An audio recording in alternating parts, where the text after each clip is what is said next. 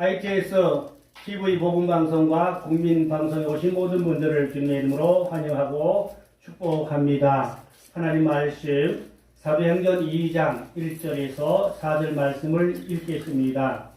오순절날이 이미 이름에 저희가 다 같이 한 곳에 모였더니 호련히 하늘로부터 급하고 강한 바람 같은 소리가 있어 저희 앉은 온 집에 가득하며 불의 혀같이 갈라지는 것이 저에게 보여 각 사람 위에 임하여 있더니 저희가 다 성령의 충만함을 받고 성령이 말하게 하심을 따라 다른 방언으로 말하기를 시작하니라. 아멘. 오늘 이 말씀을 통해서 사도행전 교회의 특징들을 생각하고 은혜 나누고자 합니다. 저는 평소에 이 사도행전 교회를 꿈꾸고 사도행전 교회 같이 되면 좋겠다. 날마다 그렇게 기도를 하고 있습니다. 그래서 사도행전 교회의 성령 역사에 대한 특별한 그 역사들을 찾아보려고 합니다. 사도행전은 한마디로 말하면 하나님의 살아계심을 눈으로 볼 수 있고 또 귀로 들을 수 있고 또 그렇게 체험할 수 있는 하나님의 실제가 나타나 보여지는 증거들이 있었습니다. 오늘날 교회들은 이론은 좋지만 하나님의 살아계심을 나타내 증거하는 보여주는 실제가 부족한 것을 느끼게 됩니다. 그러면 이 사도행전 교회의 특별한 하나님의 은총을 우리가 살펴보고자 하는데요. 이 특징들이 한 10가지를 제가 분석해서 나누어서 말씀을 드려보려고 합니다. 첫째는 사도행전 교회는 성령으로 잉태된 교회입니다. 성령 세례받고 다락방에서 뛰쳐나가서 열심으로 전도하는 교회였죠. 그러니까 사도행전 교회는 최초로 마가 다락방이죠. 마가 다락방에서 열흘 동안 120여 성도들이 제자들과 함께 뜨겁게 기도했습니다. 자리를 떠나지 않고 밤낮으로 금식하며 철회하며 그렇게 물론 교대를 했을지도 모르지만 그렇게 열흘을 자리를 시키지 않고 기도를 열심히 했습니다. 그런데 열흘 후에 성령의 강력한 임재가 있었습니다. 오늘 여기 사도행전 2장 3절에 보면 마치 불의 혀처럼 갈라지는 것들이 그들에게 보여 각 사람 위에 하나씩 임하여 있더니 라고 했습니다. 이 말씀 보니까 성령께서 각 사람 머리 위에 임하였다고 했습니다. 머리 위에 어떻게 임했습니까? 불의 혀같이 성령의 불이, 성령의 능력이 나타났다 이 말입니다. 실제적으로 영적 체험도 있지만 눈으로 볼 수 있는 성령의 불의 어떤 가시적인 기둥이나 기적 같은 것을 볼 수가 있었던 것입니다. 이것을 가지고 불기둥 체험이라고도 합니다. 저는 1965년에 성령의 불기둥 체험을 했습니다. 교회에서 밤새 철회하며 기도할 때에 성령의 불기둥이 여기저기 교회 안에 나타나는 것을 체험할 수가 있었습니다. 온 성도들이 거의 다 한 90% 이상이 다 보더라고요. 그래가지고 주야 하고 함성을 지르고 기뻐하고 한참씩 불기둥이 나타났다가 또 사라지고 이쪽이 나타났다가 사라지고 이쪽이 나타났다가 사라지고 그래서 그날 밤에 성령의 불에 강력한 은혜를 체험하게 되었던 것입니다. 그래서 오늘날 교회들도 모여서 뜨겁게 기도하고 부르짖고 간구하면 이 오순절에 제2의 오순절에 성령의 강력한 불과 은사와 능력들을 체험하고 복음의 증인이 되어야 할 줄로 믿습니다. 그래서 사도행전 2장 38절 말씀 가보면 베드로가 이르되 너희가 회개하여 각각 예수 그리스도의 이름으로 세례를 받고 죄사함을 받으라. 그러면 성령의 선물을 받으리라고 했습니다. 어떻게 성령을 받느냐? 회개하고 죄사함 받으면 성령의 불세례를 받을 수 있다고 했습니다.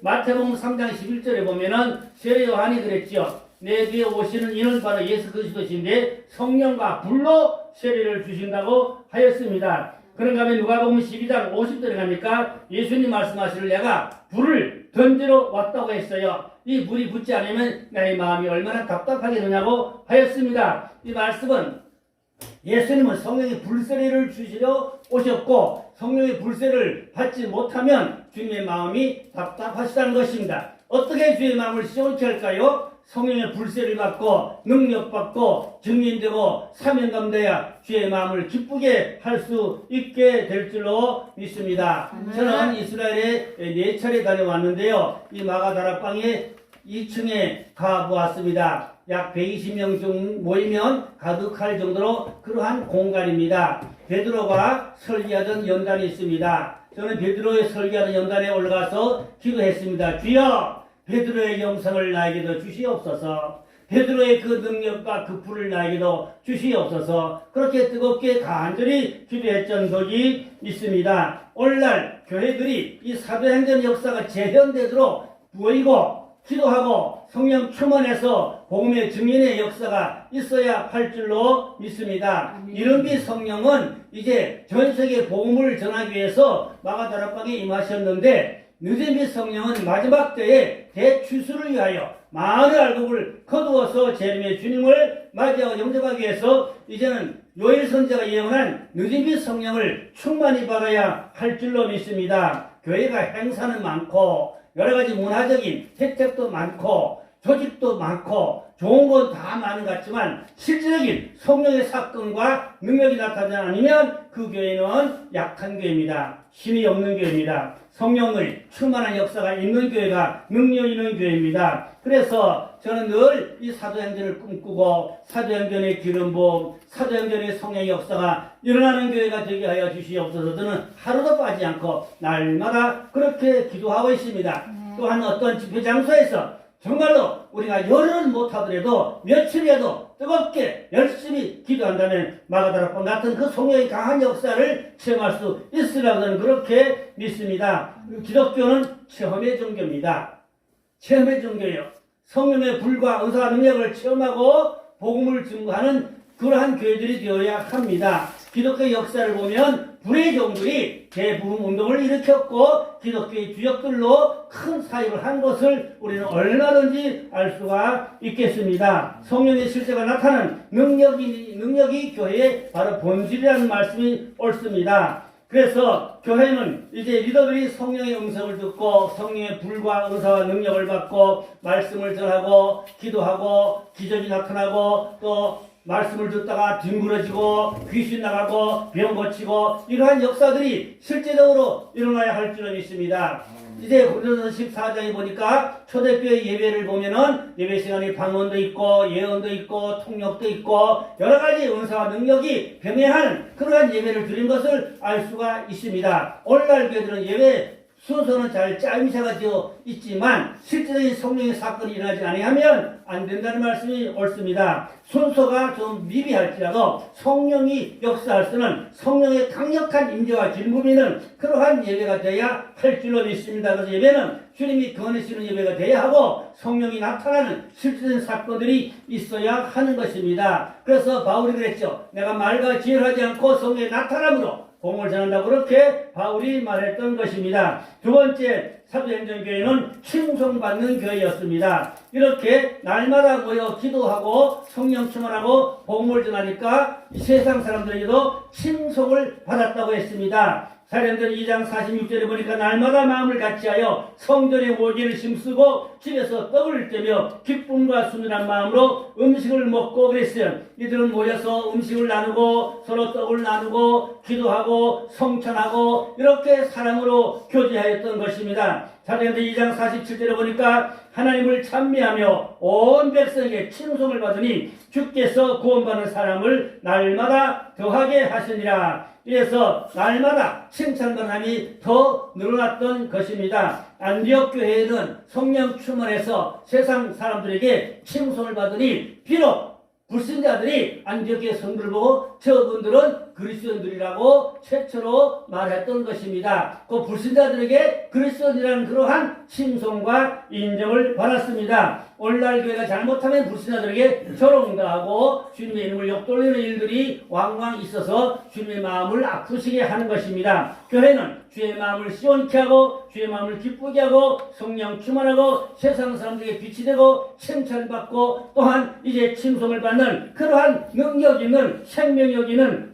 생동감이 있는 그런 산교회가 되어져야 할 줄로 믿습니다. 또한 날마다 모여 교제하고 기도하고 또 나누어주고 떡을 떼고 이렇게 공동체의 뜨거운 모임들이 사랑으로 하나가 되었던 것입니다. 사도들의 가르침을 받고 성만찬하고 또 전도하고 열심으로 복음의 교제가 있었습니다. 교회는 모이면 성찬식을 하고 그리고 기도하고 말씀도 나누고 그리고 나가서 전도할 수는 전도의 능력이 나타나야 하는 것입니다. 세 번째 사도행전교회의 특징은 일어나 걸어가는 것입니다. 사도행전 3장 6절에 보니까 베드로와 요한이 성전에 기도하러 나가다가 안진뱅이를 만났습니다. 안진뱅이는 돈 한 푼 달라고 구걸하였지요. 그러나 베드로가 말했습니다. 내게 은과 금은 없거니와 내게 있는 것을 내게 주노니 나사렛 예수 이름으로 명하노니 일어나 걸으라고 할 때 안진뱅이가 뻘떡 일어나 걷기도 하고 뛰기도 하고 성전 나가서 춤을 추고 하나님을 찬양하고 영광 돌린다고 했습니다. 날마다 기적이 일어나는 교회가 돼야 하고 교회는 성도들이 은혜 받은 체험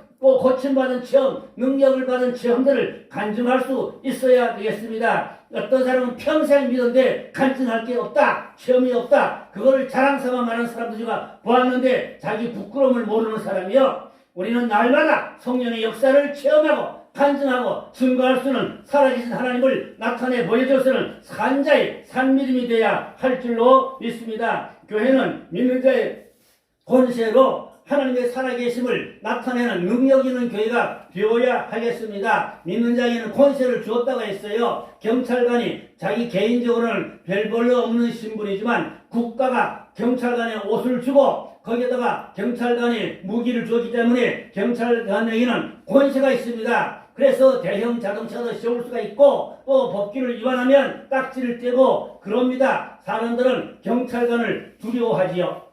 경찰관은 개인적으로는 아들 같고 손자 같지만 국가가 권세를 입혀주었기 때문인 것입니다. 우리는 예수 이름에 권세가 있습니다. 예수 이름의 권세로 당당히 넉넉히 행할 수 있는 그러한 실제적인 산자의 믿음들이 되어야 하고 교회는 기적과 하나님의 능력이 나타나야 되는 것입니다. 그래서 교회는 병든 자들이 예수 이름으로 고침을 받고 혹은 악한 영에 잡힌 자들이 깨끗함을 받고 또 거듭나고 중생하는 새 사람 되는 이런 역사들이 교회 안에 있어야 할 줄로 믿습니다. 기적의 간증이 매일 쏟아질 수는 그러한 교회들이 되어야 한다는 말씀이 옳습니다. 성령 충만하면 수많은 기적들이 교회 안에서 나타나게 되는 것입니다. 예수님의 권세가 있기 때문에 우리 예수님의 권세로 불가능을 가능케 하고 하나님의 역사가 나타나면 기적이 나타나고 이러한 산 역사가 있는 살아있는 교회가 되어야 한다는 말씀이 옳습니다. 네 번째 사도행전 교회의 특징은 고난이 있는 교회입니다. 성령 충만하면 그 뒤따라오는 것이 핍박입니다. 핍박을 통해서 고난이 닥치게 됩니다. 사도행전 교회 성도들은 다락방에서 성령 충만받고 기뻐 은혜가 충만했지만 바로 어떤 일이 있었습니까? 엄청난 핍박이 닥쳐왔습니다. 그래서 베드로가 감옥에 갇히고 스데반이 돌에 맞아 죽고 야고보가 순교다 하는 이러한 일이 있었습니다. 사도행전 4장 2절로 3절을 보니까 부활이 있다고 전하는 자들을 잡아서 감옥에 가두었다고 했습니다. 사도행전 5장 40절에 보니까 그들이 옳게 여겨 사도들을 불러들여 채찍질하며 예수의 이름을 말하는 것을 금하고 놓으니라고 말씀하고 있습니다. 사도행전의 주제는 첫째는 성령 충만이지만 둘째로는 고난 충만인 것입니다. 그래서 성령 충만과 고난 충만은 파트너인 것입니다. 하나님의 큰 종들 보세요. 말씀을 할 때 보니까 기적과 능력이 있으니까 훌륭해 보이지만 그들의 배후에는 엄청난 대가를 지불하는 고난을 극복하는 어려움을 극복하는 그러한 역경을 통과하지 않으면 하나님 앞에 크게 귀하게 쓰임받을 수가 없는 것입니다. 그래서 사도행전은 바로 고난의 역사라는 것을 알게 되는 것입니다. 고난 충만하면은 이제 거기에 하나님의 보상이 따르고 상급이 따르고 하늘나라의 축복이 있습니다. 그러나 이 핍박을 받고 감옥에 갇히고 혹은 순교하고 이러면서 그들은 복음을 힘있게 전하였던 것입니다. 성령과 고난 속에 우리는 정면 돌파하며 극복할 수 있는 그러한 산 능력 있는 믿음이 되어야 하는 것입니다. 사도행전 교회는 핍박과 고난과 감옥과 순교를 정면 돌파로 이겨내는 교회들이었던 것입니다. 미국에서는 금식할 때 빨대 금식이라는 말이 있다고 하더라고요. 빨대 금식이라는 것은 빨대로 빨아먹는 건 다 먹는 금식이요. 그러니까 단단한 음식, 밥 이런 것은 안 먹지만 빨대로 빨아먹는 거는 다 빨아먹으면서 금식한다는 그러한 이야기를 듣습니다. 미국식 금식이 빨대 금식이라고 말을 하기도 합니다. 그러면 어찌 되겠습니까? 정말로 우리가 안 먹고 정말 하나님 앞에 금식하면 좋겠습니다. 제가 잘 아는 이 방송 이 시스템에서 일하던 목사님이 있는데 사실 금식이 오늘 끝난 날입니다. 청계산 기도원에서 오늘 끝나요. 그래서 내일쯤 한번 연락해보고 한번 가보든지 하려고 생각하고 있습니다. 무사히 사실 금식기도 잘 마치기를 저는 그렇게 계속 기도해드리고 있었습니다. 우리는 그러면 음식을 금식하며 기도할 때 성령의 강한 역사를 체험하기도 하고 그러면 세상줄을 끊는 금식도 필요하죠. 때를 따라서 TV를 금식한다든지 쇼핑을 금식한다든지 혹은 핸드폰도 좀 금식할 필요도 있겠습니다. 요즘은 핸드폰 공해도 너무 심한 것 같아요. 너무 많이 와서 다 볼 수도 없어요. 핸드폰이 막 터져나갈 정도로 옵니다. 다 감당 못할 정도로 와요. 그래서 이거 자제하고 조심해야 되겠다 하는 그러한 늘 고민을 하고 있습니다. 그렇다고 핸드폰을 버릴 수도 없고 이거 참 핸드폰이 애물돼 버렸어요. 좋은 정보도 많은데 공해가 심해요. 얼마나 핸드폰이 울려대고 왕왕거려 되는지 정신을 못 차리겠어요. 그래서 핸드폰을 아예 안 쓰는 사람들도 있어요. 그러니까 제가 말씀드리는 성령 충만하려면 세상들도 끊어야 되지만 미디어도 좀 금식할 필요도 있겠다. 그러한 제언을 하고 싶습니다. 그 다음 다섯 번째로 사도행전은 물건을 서로 통용하는 교회였습니다. 사도행전 2장 44절 45절에 보니까 믿는 사람이 다 함께 있어 모든 물건을 서로 통용하고 또 재산과 소유를 팔아 각 사람 필요를 따라 나누어주며 사도행전 교회는 소유의 이기심을 극복했습니다. 기득권과 권력 싸움을 극복했습니다. 한국교회는 기독교회와 예수교회가 싸우고 있습니다. 서로 기득권 싸움을 하고 있는 현실이라고 말할 수도 있겠습니다. 초대교회는 물질의 소유권을 뛰어넘었습니다. 권력 다툼이나 재물 다툼을 뛰어넘었습니다. 다 하나님의 영광을 위해서 이제 내려놓고 자유롭게 사용할 수가 있었던 것입니다. 그 다음 여섯 번째는 사도행전 교회는 정직과 순결과 거룩이 있는 교회였습니다. 사도행전 5장 3절에 보니까 베드로가 이르되 아나니아야 어찌하여 사탄이 내 마음에 가득하여 내가 성령을 속이고 땅과 은하를 감추느냐. 아나니아 삽비라는 땅을 팔아 하나님 바쳤는데 삥땅했어요. 하나님 앞에 헌금을 삥땅하고 인류만 드렸습니다. 그런데 다 바쳤다고 속였지요.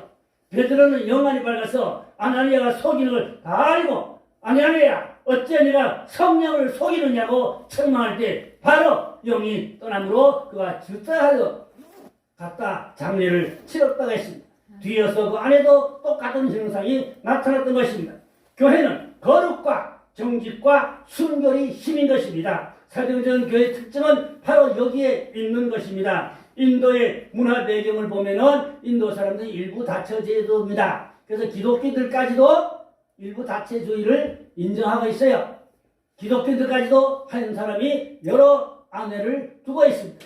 그래서 그것이 사회적인 문제가 되지 아니합니다.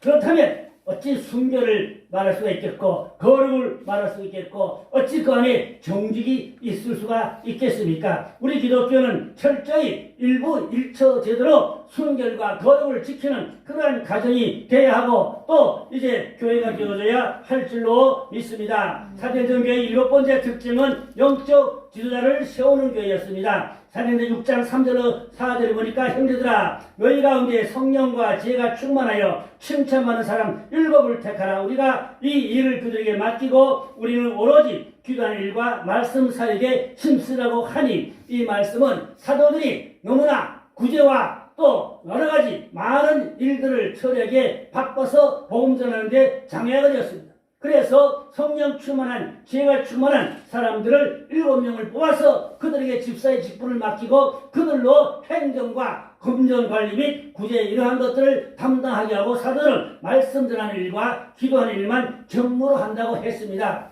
오늘날 저도 목회를 평생 했습니다만 너무 일이 많고 너무 바빠요. 그래서 기도하지 못하고 설교 준비를 못하고 그럴 경우가 많습니다. 사도행전 사도들은 말씀과 기도에 전무하고 나머지 일들은 동역하는 사역자들에게, 집사들에게 그 일을 맡겼다고 했습니다. 이것은 복음의 동역자들인 것이지요. 독불장군이 없습니다. 큰 종들의 배후에는 많은 협력자들이 도와야만이 그 일이 원만하게 복음이 잘 증거될 수가 있습니다. 그래서 교회는 복음의 동역자들을 성령 충만하고 지혜로운 사람들을 선택하여 세워야 됩니다. 그러나 요즘에는 교회 직분이 하나의 권력이 되고 계급이 되다 보니까 성령 충만이 못한 사람들을 직분을 주고 자꾸 직분이 올라가다 보니까 기득권 행세를 하고 목사님 목회를 어렵게 하고 교회에서 가타부타 불편한 어려운 문제를 이야기하는 일들이 얼마나 많은지 모릅니다. 교회는 성령 충만한 사람들이, 지혜와 능력이 충만한 사람들이 그 직분을 맡아서 복음의 동력자들로, 주님의 제자들로 일해야 할 줄로 믿습니다. 곧 교회는 평신도가 잘 훈련되어져서 목회자를 잘 협력할 때 그 교회가 든든히 서가는 능력 있는 교회가 될 수 있을 줄로 믿습니다. 8번째 사도행전 교회의 특징은 이방인을 가슴에 품는 교회였습니다. 사도행전 10장 4절 47절로 48절에 보니까 베드로가 이르되 이 사람들이 우리와 같이 성령을 받았으니 누가 능히 물로 세례 줌을 그 말이 하고 명하여 예수 그리스도 이름으로 세례를 베풀라 하니 그들이 베드로에게 며칠 더 머물기를 청하니라. 이 말씀은 고넬료가 이방인이거든요. 그런데 베드로가 가서 말씀을 할 때 성령 세례가 임했습니다. 모인 사람들이 다 성령의 충만을 받았습니다. 그리고 물 세례를 받았습니다. 이것은 최초로 이방인을 품고 이방에게 그리스도의 사랑과 복음을 전하는 기회가 되었던 것입니다. 곧 사도행전교회는 이방인을 품고 이방인으로 복음을 전하러 뛰쳐나가는 사건들이 일어나기 시작했던 것입니다. 다른 민족을 가슴에 교회가 품어야 한다는 말씀이지요. 베드로는 고넬료를 품었습니다. 전통과 관행을 내려놓고 세례를 주었지요. 베드로는 이제 세계관이 깨어지고 바꾸어지기 시작했습니다. 다른 민족, 다른 사람에게 가는 것을 이제 시작하기 했던 것입니다. 9번째로 사도행전 교회는 땅 끝까지 복음을 전하는 교회였습니다. 사도행전 13장 2절로 3절에 보니까 주를 섬겨 금식할 때에 성령이 이르시되 내가 불로 시키는 이 일을 위하여 바나바와 바울을 따로 세우니 이에 금식하며 기도하고 두 사람에게 안수해 보내니라. 여기 보니까 사도행전 교회가 최초로 이 안디옥 교회가 이방인 교회입니다. 이 안디옥 이방교회에서 최초로 바나바와 바울을 선교사로 파송하는 것입니다. 교회는 뭐 하는 것입니까? 성령 충만하고 선교사를 파송하는 교회가 되어야 하는 것입니다. 안디옥 교회는 최초로 선교사를 파송했어요. 가장 가치 있는 것을 위하여 투자하는 교회가 되어야 하는 것입니다. 그래서 사도행전 13장부터 28장까지는 선교 행전인 것입니다. 그래서 사도행전은 바로 성령 행전이자 선교 행전입니다. 교회는 성령이 충만하고 선교를 열심히 하는 그러한 능력 있는 교회가 되어야 하겠습니다. 마지막 10번째로 이제 로마 감옥에서 성경 공부를 했습니다. 바울이 로마에 가서 이제 가택연금하는 감옥생을 했어요. 그러나 외부인들이 들어올 수가 있었습니다. 바울은 나가지를 못했어요. 그래서 외부인들이 바울의 집에 와서 성경을 공부했습니다. 그래서 바울이 자기 집에 오는 분들에게 열심으로 예수 그리스도를 전하고 그들에게 은혜 받게 하고 거듭나게 하고 세례 받게 하고 제자 만들고 그래서 로마를 복음화하는데 큰 기초가 되었던 것입니다. 곧 이방인에 가서 복음을 전해서 제자를 삼아 그들로 하여금 그들이 복음을 전하게 하고 그들이 주님의 제자 되게 하고 그들이 그 나라의 큰 일꾼들 되도록 그렇게 해야 하는 것입니다. 그것이 교회가 해야 할 일입니다. 선교사들이 바로 가서 많은 사람을 가르치고 그들을 키워서 그들로 스스로 복음을 전하고 목회할 수 있도록 그렇게 양육하고 지도하는 역할을 선교사들이 하는 것입니다. 그래서 마태복음 28장 18절로 20절에 보니까 예수님께서 말씀하시는 하늘과 땅의 모든 것을 내게 주었으니 너희는 가서 모든 족속으로 제자를 삼아 세례를 주고 가르쳐 지키라. 세상 끝날까지 내가 항상 함께 있으라고 했습니다. 그래서 사도행전은 미완성 교회입니다. 사도행전 29장을 우리가 쓸 수도 없겠지만 쓸 수 있을 정도로 성령 행전이요 또한 이제 선교 행전이요 또 이제 새 역사를 이끌어갈 수 있는 그러한 능력 있는 교회가 되어져야 하겠습니다. 그래서 혹자들은 사도행전 29장을 쓸 수 있는 교회가 되자 그렇게 이야기하고 있습니다. 오늘날 우리가 모여서 기도하고 성령 충만해서 정말로 사도행전 부장을 쓸 수 있는 성령의 폭발하는 성령의 능력과 기적이 있는 그리고 선교하는 제자를 가르쳐 키워 세우는 그런 일들을 교회가 감당해야 될 줄로 믿습니다. 기도하겠습니다. 할렐루야. 감사합니다. 사도행전 교회를 우리가 꿈꾸고 있습니다. 사도행전의 기름 부음을 주옵소서. 사도행전의 성령 충만과 능력을 주옵소서. 사도행전의 선교 열정을 주옵소서. 고난을 받으며 복음을 위해서 힘써 수고할 수 있는 불의 사다 의의 일꾼들 되게 하여 주시옵소서. 우리가 말로만 하지 않고 성령의 나타남으로 성령의 능력으로 성령의 실제가 있는 생명력 있는 산자의 산 증인되는 산 종들 되게 하여 주시옵소서. 이 ITS 복음방송과 국민방송에 오신 모든 분들이 이 말씀을 들고 나가 전하게 하시고 이 방송을 듣는 자들이 다 사도행전 교회와 같이 뜨겁게 성령 세례받고 체험하고 복음을 위해서 교제하고 제자가 되고 선교할 수 있는 불의 은사와 능력을 강하게 부어 주시옵소서. 믿고 감사하며 우리 구주 예수 그리스도 이름으로 기도드렸사옵나이다. 아멘.